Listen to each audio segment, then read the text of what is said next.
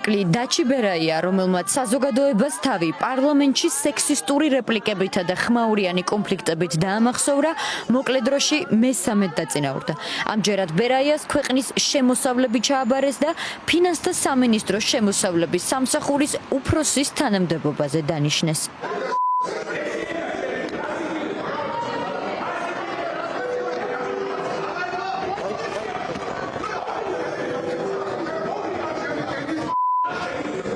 ერთმანეთის მიყოლებით 4 მაღალი თანამდებობა საკანონმდებლო და აღმასრულებელი ხელისუფლების ორგანოებში.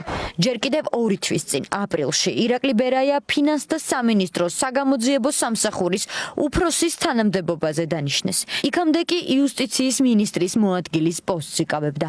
უფრო ადრე ბერაია ქართული ოცნების დეპუტატი იყო, მათ შორის ოქტომბრის არჩევნებით დაკომპლექტებულ ერთპარტიულ პარლამენტში.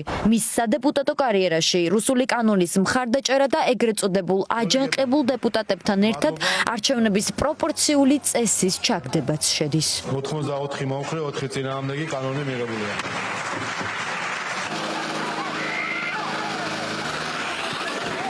ბერაიამ შემოსავლების სამსახურის უფროსის თანამდებობაზე ლევან კაკავა შეცვალა. შეკითხვებს აჩენს ის გარემოება, რომ ლევან კაკავა გიორგი გახარიას შინაგან საქმეთა სამინისტროში მისი მოადგილე და მარჯვენა ხელი იყო. სწორედ მას დაავალა მინისტრმა გახარიამ 2020 წლის არჩევნების დროს სამეგრელოს რეგიონზე ზედამხედველობა. ეს ოპოზიციას უჩენს განცდას, რომ საქმე რიგით საკადრო ცვლილებებთან არ გვაქვს.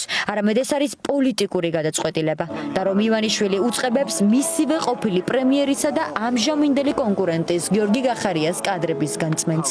და მათ მისი ნდობით აღჭურვილი პირებით ანაცვლებს.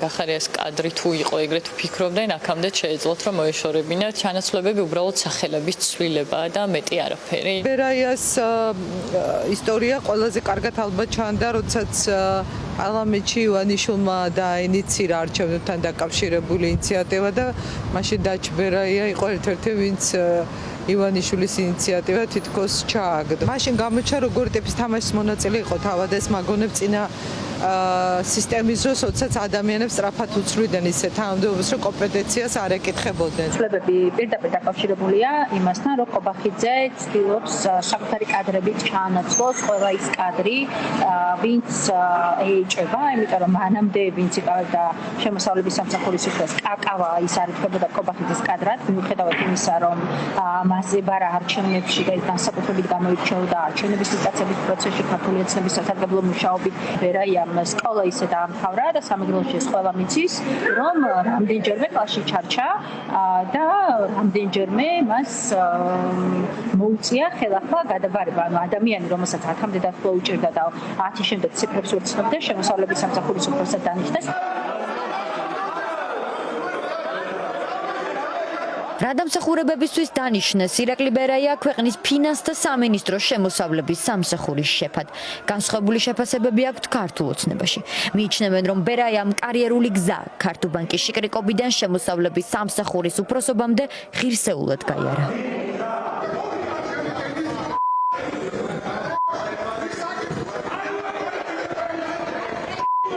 რაც შეეხება ბატონ ლევან კაკავას, ის ღირსეულად ასრულებდა თავის მოვალეობას და ის იყო გახარიას კადრი კი არ იყო, ის იყო საქართველოს კადრი. ცვლილება თუ ხდება, ეს არ ნიშნავს რაღაცას, რომ ვიღაცასთან ნეგატიური განწყობა არის. ეს ნიშნავს იმას, რომ როტაცია ჩვეულებრივი. კარიერულთან ერთად ამჟამინდელი შემოსავლების სამსახურის უფროს წინსვლა აქვს ქონებისა და შემოსავლების დაგროვების მიმართულებითაც. ცნობილი მარკის ავტომობილები, აპარტამენტები დედაქალაქის ცენტრში და მსხვილი წილები მდიდარ კომპანიებში.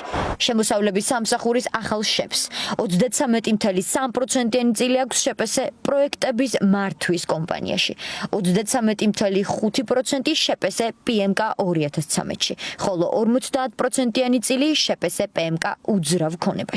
არა და არც ერთ კომპანიაში ბოლო პერიოდში მისთვის შემოსავლები არ ირიცხება. დეკლარაციის მიხედვით დაგროვილი ქონების დიდი ნაწილი კი მისი ცოლის სახელზეა.